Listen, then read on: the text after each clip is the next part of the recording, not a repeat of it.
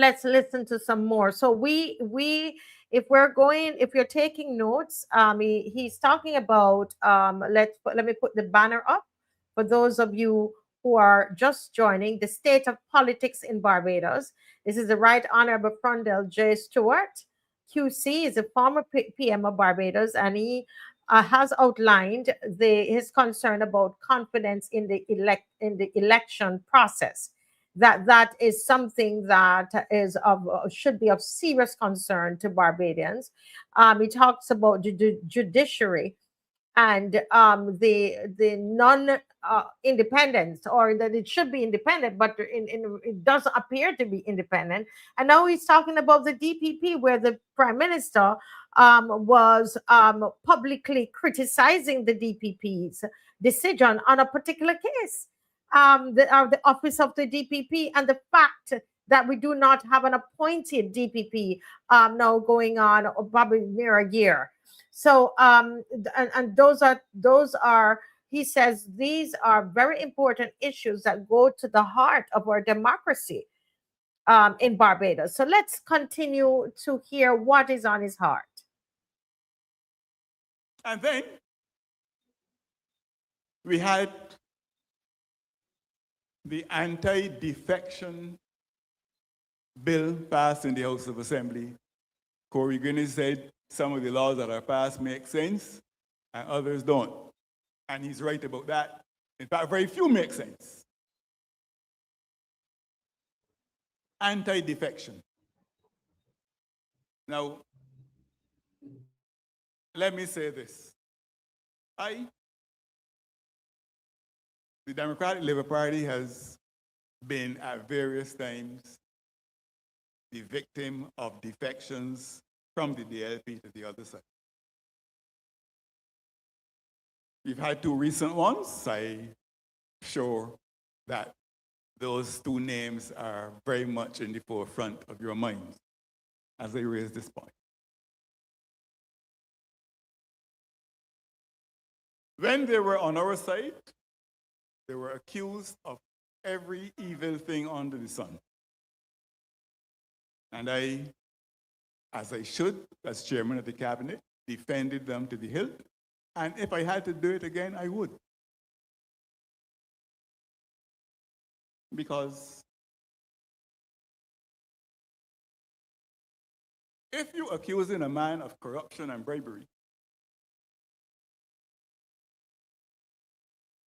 if you say that a man bought a $4 million house in Rolling Hills and that you check his salary and his wife's salary, and when you put the two of them together, they could not get a mortgage to support buying any $4 million house in Rolling Hills.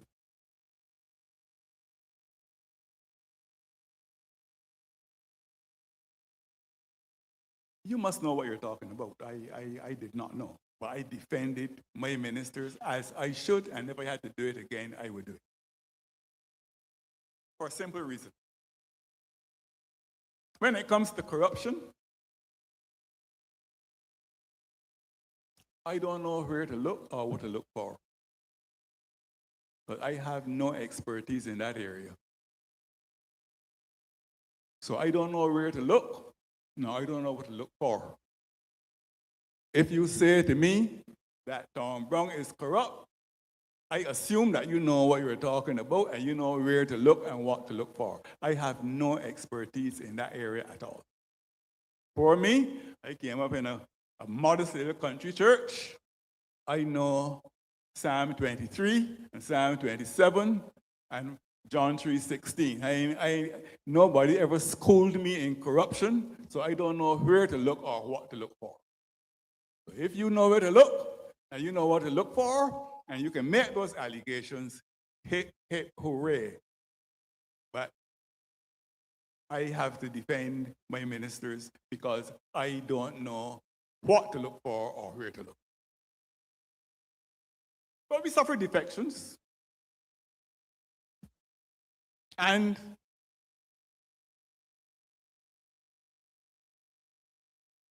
because of this 30 Love virus, When the Reverend Joseph Atherley thought that 30 Love was wrong and decided that he was going to undo it,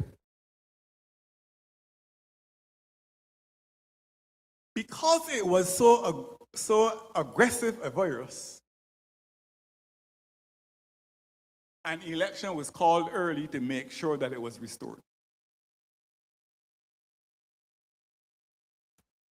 Then after Joseph Atherley, Ralph Thorne thought it was wrong, and he thought he would undo it by crossing the floor.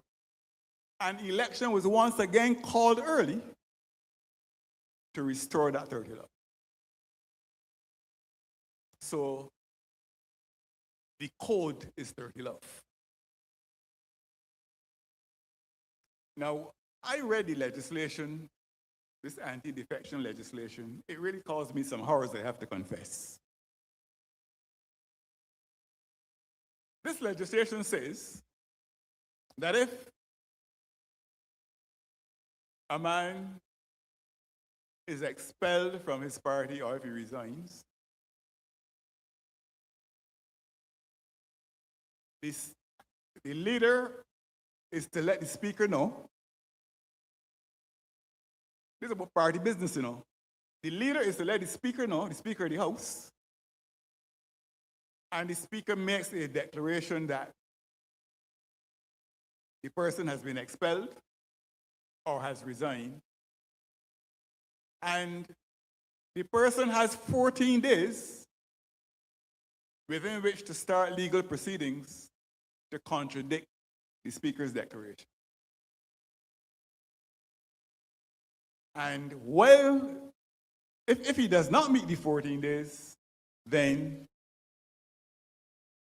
the allegations are taken as true and he has to give up his seat in the House of Assembly. If he meets the 14-day requirement, he has to stop performing as a parliamentarian, as an MP, until such time as his case is determined. If it is determined in his favor, he is restored. If it is not determined in his favor, he has to resign. But if he crosses the floor, he has to vacate his seat. That is what the legislation says. Now, I got admitted to the bar in 1984. So I've been a lawyer for a little while now. I was leader of the bar at one stage as Attorney General, and I am a senior at the bar by designation. I happen to know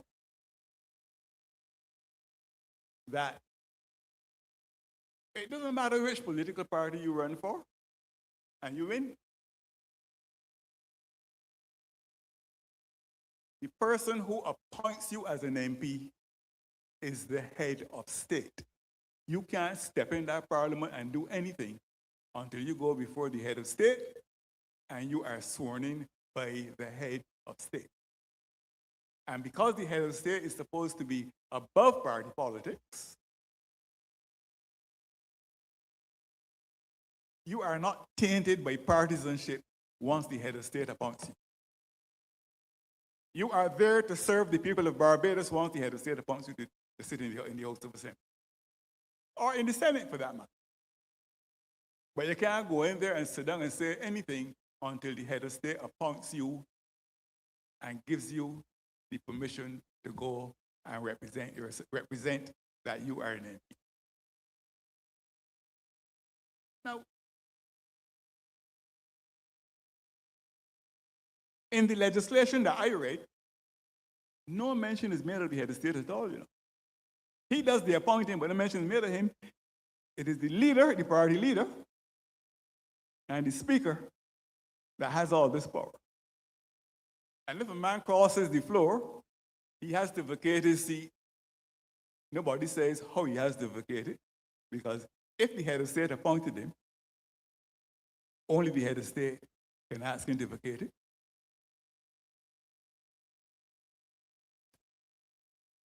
And this foolishness is past Barbados and passed in Barbados. Let me make one other important point, comrades and friends. Before a man becomes an MP, before he even joins a political party,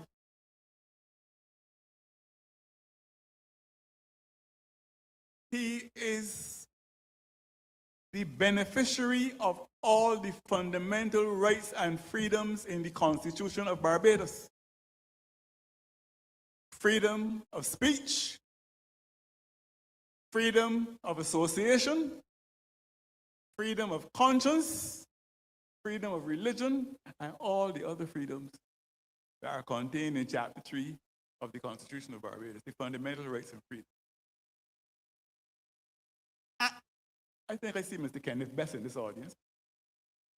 At the beginning of every session of Parliament, the Speaker of the House of Assembly claims all of the undoubted rights and privileges for the members of the House.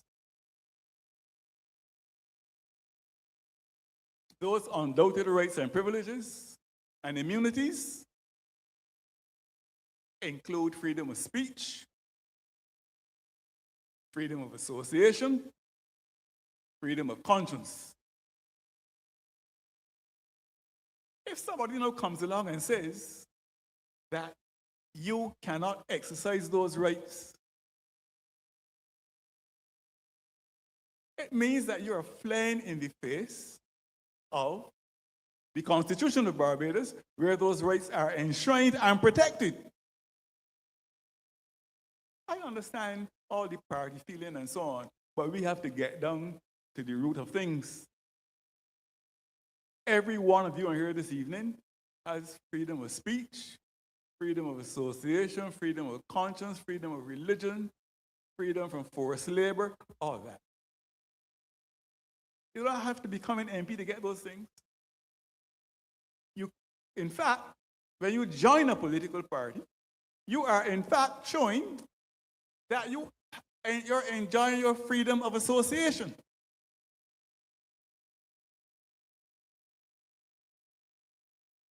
Parliament does not contract people's rights.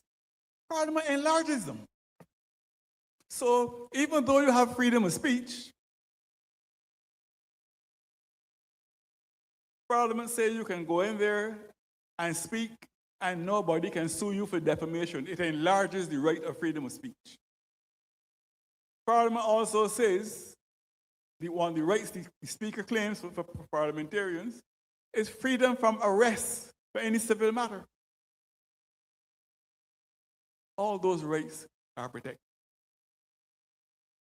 And you have a situation where a government of Barbados comes and says that if a man appointed by the head of state crosses the House, even to become an independent, not to join another party, even to become an independent, because he disagrees with his party, he has to give up his seat. Well, Shakespeare's Mark Antony would say, "Oh, judgment, thou art fled to brutish beasts, and men have lost their reason." What madness is that? The independence delegation that left Barbados in 1966 to go to England was led by Errol Barrett, had Cameron Tudor on it, Frank Walcott, the Attorney General Hilton Vaughan, Philip Graves. I think Philip Graves is the only living member of that delegation today. All the others have been called to higher service.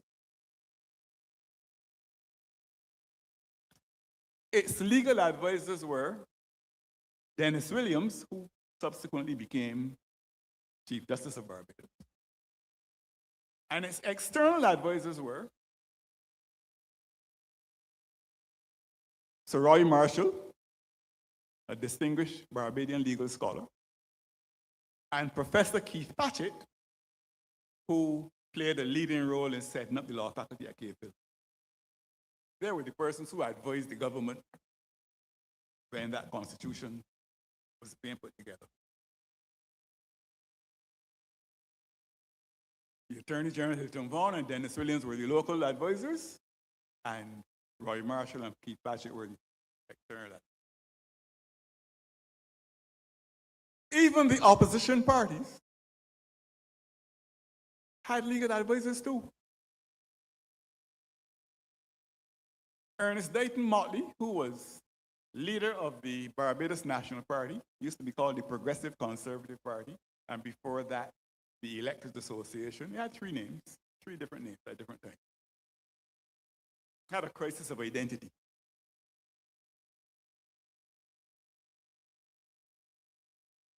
They had legal advisors too. Mr. Henry Ford advised the leader of the Barbados Labour Party at the time, Mr. Freddie Miller. He led the Barbados delegation. And Mr. Jack Deere, distinguished Barbadian QC, got called to higher service as well. He advised Mr. Motley and his Barbados National Party. They all agreed, Motley, Miller, Barrow, Stuart, all of them agreed, that the Constitution of Barbados should have nothing at all to do with political parties. So there has been no mention of political party in the Barbados Constitution from 1966 until this piece of legislation was passed. The Constitution is above political parties. Parliament does not take cognizance of political parties. And the Constitution doesn't either. But once again, we have a situation where no tradition is considered sacred in Barbados. You can violate any. You have like some kind of political iconoclast, you can destroy every icon around. And nobody says anything. There is something fundamentally wrong in this country that has to be fixed. It has to be fixed.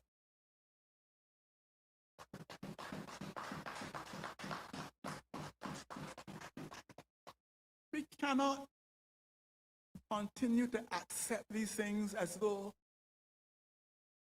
we don't know any better. These things have to be fixed. The Democratic Labour Party, this party, has work to do. These things have to be fixed.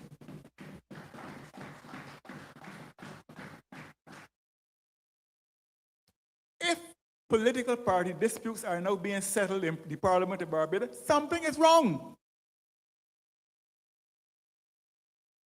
If I expel a member or a member resigns from my party, he got to resign in the House, what matters is that? That's party business. But that has been allowed to pass with very little comment in this country. But that's another nail.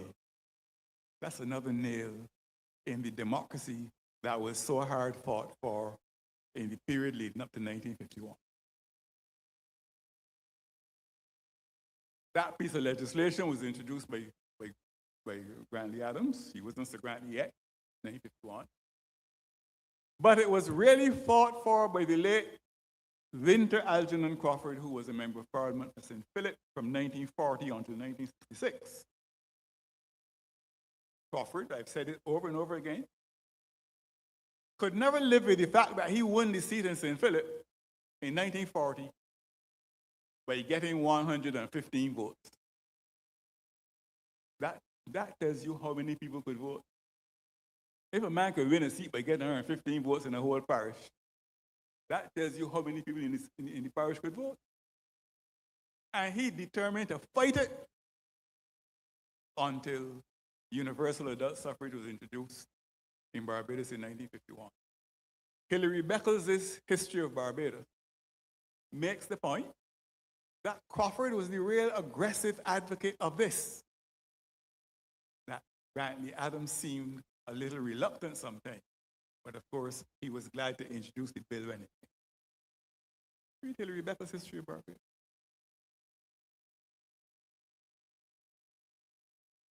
So this democracy that we fought so hard for, and we got the first glimmer of hope around in 1951,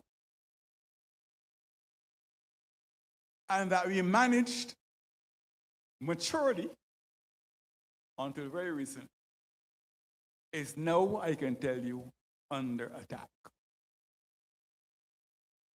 Democracy dies behind closed doors. It dies in dark places. And you have to keep an eagle eye out for all of these seemingly innocuous changes taking place around you, when in fact, when they all add up, you're living in a Barbados that is changed, and you can't even recognize what has been changing.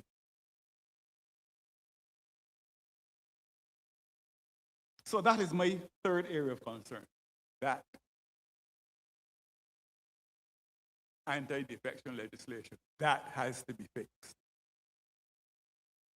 You don't get the right, you don't get your right to the freedom of association taken away and just sit back and do nothing about it. Your freedom of speech. And that is what has happened with that legislation. I was sick to the stomach, comrades and friends, when I sat and listened to the vote being taken in that debate, on that measure. And I heard all the I. Everybody saying yes. And I said, well, what is this? Do they know that they are really handing away rights that belong to them in the Constitution of Barbados? You know, I did a little classics when I was at school. The Roman Emperor Tiberius, whenever he went to consult with his senators, and he watched them bowing and scraping before him, toadying up to him, as he walked away, as he left the Senate, he would say, in Latin, of course, O homines, ad servitutem paratus. These men, so ready to be slaves. He couldn't believe that men could be so ready to be slaves. And that is precisely what we see in Barbados. Men giving away their rights. Look, the Democratic Labour Party in 1963 passed the Parliament Immunities, Privileges, and Powers Act to cement the rights of parliamentarians. Men said they didn't want them. Give the Prime Minister, we don't want them. What is this? This has to be fixed. And there is nobody else who is going to fix it but the Democratic Labour Party.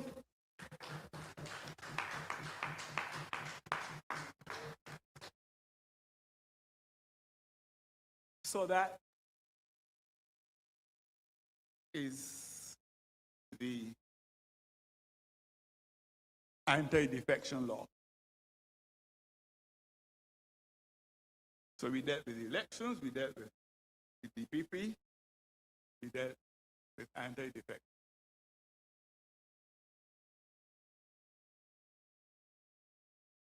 Well, guys, wow.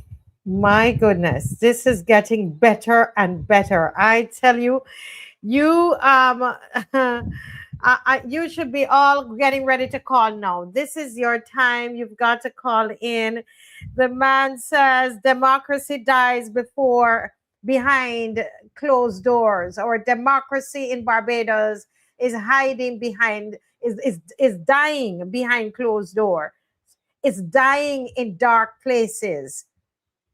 This is why we need the seniors among us. We need the elders among us. We need those who are not going to be swayed by a red shirt and some drinks and some walk up and some fete. We're going into a period of fetting. That's all we do. Yes, I have a caller. Good night, caller. Welcome to the Marcia Week Show. Yes. I make a contribution, but let me learn on my system. Yes, yes. Okay. Lower your system. Thank you so Yeah. much. Thank you for knowing that.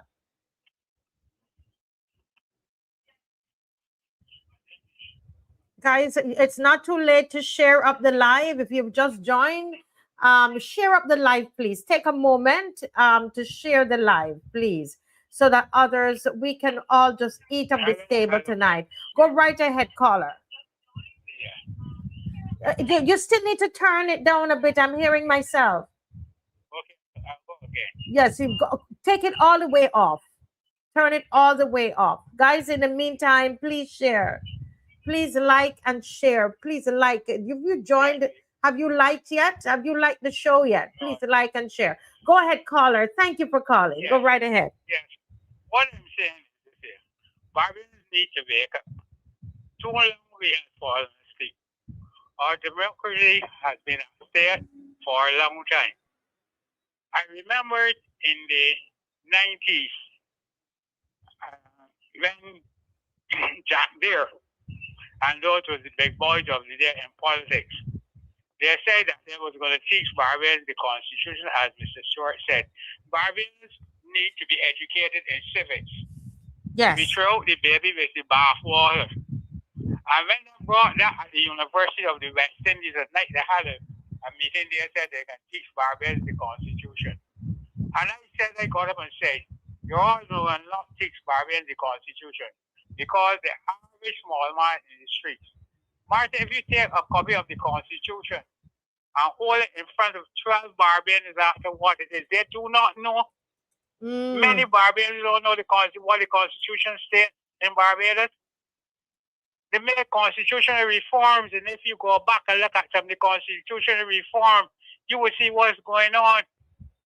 We asked when they hold the joint committee in Parliament, they have the committee. Yes, sir. We asked for the recall of parliamentarians if they are doing wrong, and that was ignored. Right? Remember only the same Mr. David Simmons who sat down the High Court. We go back the election in 20 when Sir Haynes was made he was the chairman, the Electoral and Boundaries Commission. When the lady went to court, when the non-voter, the outside citizens was allowed to vote. Yes. And they extended that day, and it was drawn out. Where Joseph and some of them was allowed to vote. These people said they were citizens of Barbados. You know? So we have gone sleep. We have gone sleep. As the former Prime Minister has said, we need to read the Constitution, teach Barbados the Constitution. We still operating under the 1966 Constitution. Where is they're talking bragging about 5 years of Republic. Where is the Republic Constitution? You know? And many of the scholars who came from poor homes, I admire Mr. Stuart. Many of our scholars, lawyers, and those do not come back to the society market to give up their will to help teach Barbarians the Constitution and their rights. Look at the Employment Rights Commission. Right? Where the tribunal? Where is it? People have cases before the tribunal. You know? Judges and those. So we say no big work, all the big works come to one person. Marcia, there are things that I would like to say. Look at the Waterford development, which renegated for votes. You take from the bell back down to Waterford, and you pass through Waterford to see the amount of squatters that is given land, water, to cast votes. You go on the airport, the same thing happens. What is happening to Barbados that we all fall asleep or we get the dose of medicine that we cannot refuse. Yeah. All Barbadians want is party, free music, walk up, drink, have food, and feel good. Yes. And then we are sorry. What are we sorry about? Yes. You know, the old town people used to say, if you lie down with dogs, you get up, they walk. Please. Please. Right? So what do you expect? But a lot of people get frightened because they have to speak. They feel they're victimized. They can't have a job. Their families can't have jobs. You know? And all of us go sleep with one thing, get up in the morning, you're sorry. Many of us can't go to the supermarket and we are no feeling. Boy, mama, we had two chances. We had two chances to correct our mistake. The said Prime Minister said she didn't want the opposition, and this is what Barbadians hang on to. Yes, yes. And Now look, they're look at suffering. us. Huh? Look at us now. I mean, she Look said at we where we didn't are need now. it. She said we didn't need an opposition. We didn't And need no opposition. We didn't need no opposition. Even in Mr. Short time, you know. So I know the people in Barbados need to be educated more. Their civics need to be taught in school. As I said, we all have these centers, the social centers and those. They have retired Barbados justices and all them. Give some of those people a stifle and educate some more people. That's why we are full of crime. yeah, that's what's happening. Well, caller, thank you for very much. calling. And how can you tell me, remind the viewers, how old are you? Marcy, I'm not going there. I'm not going there. I was following the politics from a boy. Yeah, I I'm know, not I going know, there. and you know what? I We appreciate you. We appreciate the seniors because with you guys, we get to learn a lot, you know, and that's what Mr. Stewart is doing tonight, and what your call is doing. So thanks again for calling. I will talk to you another time. Yes, thank you so much. Thank you. Our seniors are calling in. This is wonderful, wonderful. I missed a call, so I'm going to okay, I have a caller is calling. Good night, caller. Welcome to the Marcia Week Show. Say good night to you, Sister Marcia. Yes, can you speak up a little bit? Can you hear the caller? And just let me know if you can hear the caller. Thank you so much. Go right ahead, caller.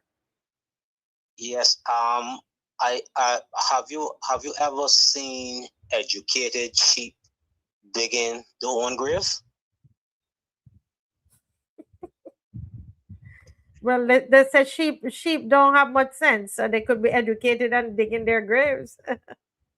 Well, you see, there's something that the former Prime Minister said tonight that I was actually questioning. Imagine we have a government with the majority of learned men, Mm-hmm.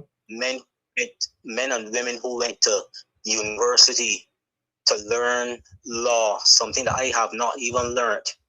Some of them learn constitutional law, but yet still they're saying I to giving up their freedom of association. Yes. It doesn't make sense to me. So what you mean you're following the leader? You'd rather follow the leader than follow the Constitution? That's dangerous. I remember when he said that. Imagine all of them sat there and they just agreed to their own demise, basically taking away all their rights, and they said yes to it. Think about it. And those are the people who are supposed to be representing us. But continue, caller. Exactly. But I always say that a crowd does not have any sense. Joseph was put in a well because of the decision of one person. Jesus was crucified because of the decision of one person. Crucify him. Everybody starts saying crucify him.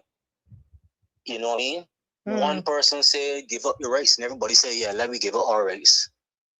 But we have more sense than this, all right? Yes. One person says give up your arm, and we refuse to give up our arms. One person said give up your freedom of speech when it comes to the cybercrime bill and such like. But there's some who are going to say not but here. Yes. Agree. So I'm very glad that we have a former Prime Minister, yes, who is not reading by a script, but he is reading from his he's still in his mind. He's still in his right mind. Yes. So all who come to the conclusion that we have a lost generation or That's what they're saying.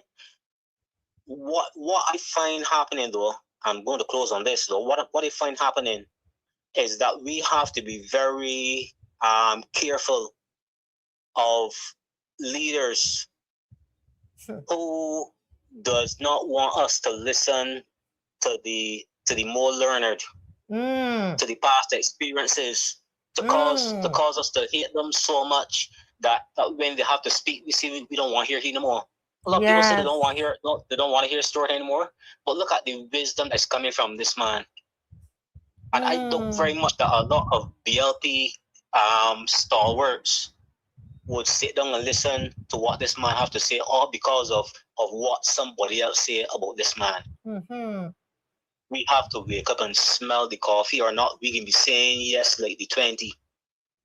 Yes, or the 20, the 28, because I know that Sonia abstained. But I loved what you just said, that we've allowed them to tell us that we should not listen to people like Stuart, because this is like Animal Farm, this is because they know that these are the people that could put the country right back on track.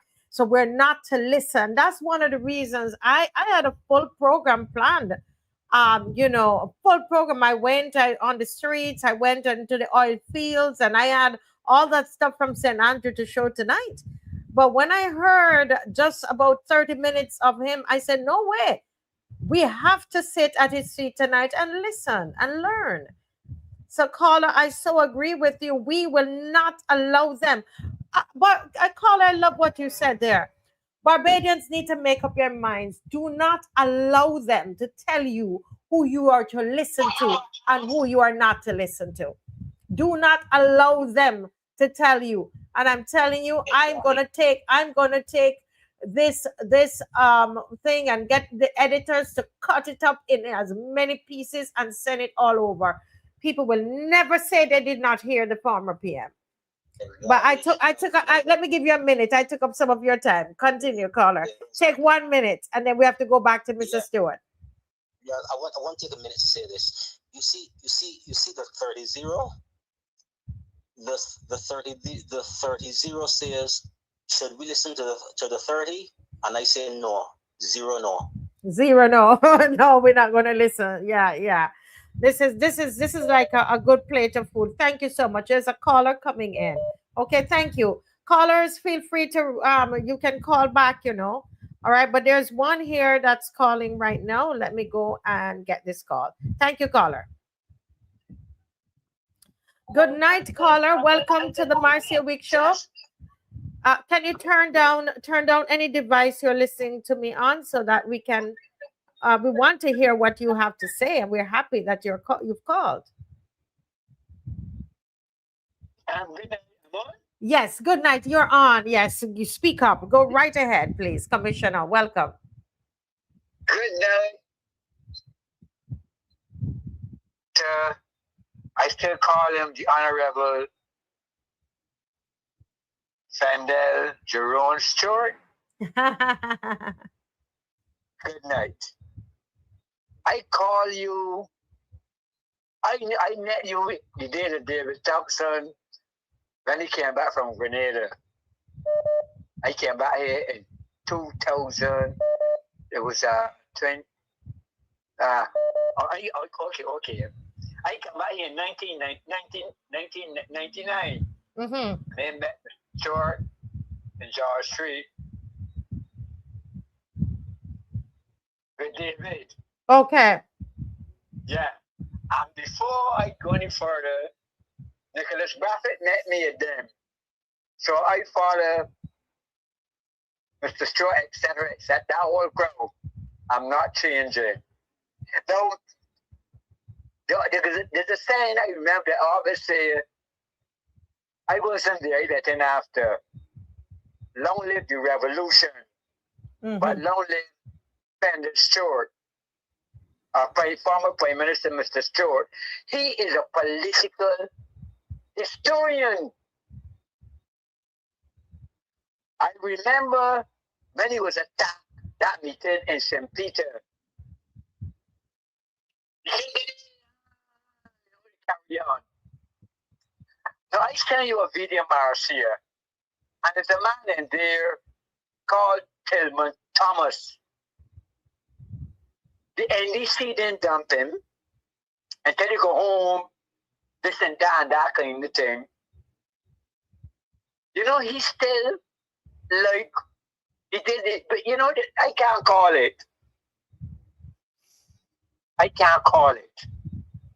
But every granny knew and something, always have something to say. I remember when they called them over. They had a name for the black crowd gave the caller old yard. Mm-hmm. I remember they called Mr. Son old yard when they don't stand home. But in the NDC, they couldn't tell Uncle Tillman is the old yard. He's walk with it. He just walk with it. Look, I'm going back to something like that miss me. When they talk about look, this is frightening. The whole lot of our judiciary come to I can tell you why. Do you remember the time when they went down the farm? The farmhouse in the area, ready for a call were made. And they went down the farm. I ain't gonna call in there because I want to shut down the Barbados. Now they don't call democracy gone to West Bay Cemetery and Christchurch Graveyard. Mm-hmm. I don't want to shut down the. Yes, no problem. But to get to the point, yes, we have 2 minutes, and then we got to move. We want to hear some more of him. Go ahead. And our policeman like things to call him a boy in the yard. Or I call back. No, finish your point.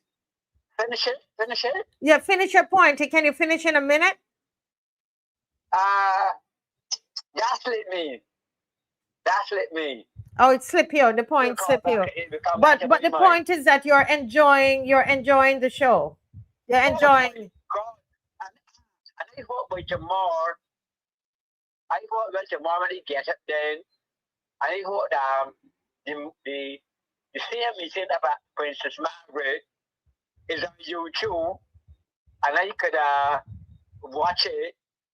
Probably I don't know the YouTube people boost up the sound. Yeah, we're gonna try to do some work on it and then put it back out. Okay, so yeah, so you look for it. We don't know from the party headquarters what they would do. Correct. But I don't know about that, but I can tell you that we are going to try to do something to the sound so that. And as soon as we get it, I got something. My son showed me something. I can save that. And Yes. I'm taking that speech to me. I'm taking that speech with me at St. George Parish Church. Yes. Well, just the ashes, dust to dust. Yes. I got some entertainment with me and my grave at night. Well, caller, thank you for calling, and we're going to take one more call, and then we're going to go back to the speech. Thank you. Sure. Yeah, Carter Dennis Johnson. Yes. Yeah. Thank you. Yeah, he gone. Thank you, Commissioner. Thank you. All right. We're going to take another caller, and then we're going to go right back into the speech. If you're just joining us, we are watching the Right Honorable Frondell J. Stuart, QC, and he's a former PM of Barbados. And he is speaking at the branch meeting for the St. Philip South. And so we have, okay, caller, I don't know what's happening in the background. There's a lot of noise.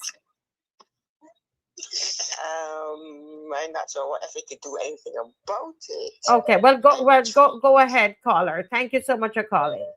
Thank you. Okay. I sat and listened to the show, and I'm almost lost for words. How they have eroded and continue to erode the pillars of democracy in every way possible, so that 30 people could stand up and say yes to becoming slaves. The public account, the guy, the what is it again? The DPP. Yes. How they have not over a year, because this June, have not appointed someone permanently. And then the other position that's also important, the Auditor General. The Auditor General, yes. They have not put someone there. There Correct. are so many, and there, in my opinion, are appointing judges to suit themselves. And I think, this is just my opinion, that is causing our lawyers to be careful so that their cases are not thrown out. So they don't lose cases that ordinarily they could have won. So they're playing a dangerous game and taking complete control of this nation. And they have 28 persons to agree with them in getting it done. My question is, I heard Mr. Stuart saying, he did say that the DLP is going to do some correcting of the issues, but I don't know what authority or power they have presently to make such changes. I know he's addressing it, and several others are doing so, but what legal power do we have that can literally deal with these issues? Do we have a leg to stand on? Yeah, I think what I mean, at presently, no, you would have to change the government. If the government is changed, then the laws you can go in. I think that's where the discussion is going, that you really need a change of government in order to get the laws changed. And in my view, this third 1, 2, 3 election was not democratically done. So with them being in power, they can easily continue to erode democracy even at the election at the polls. Yeah, correct. Well, I mean, if they keep, because that's one of the things. That's one of the things. Remember, he is stating some of he's talking about the state of politics in Barbados, and he talks about a lack of confidence in the electoral process. He talked about the interference or the non-independence of the judiciary. Caller. Oh boy, caller. We have to end the call. It gets into my head. But caller, thank you for calling.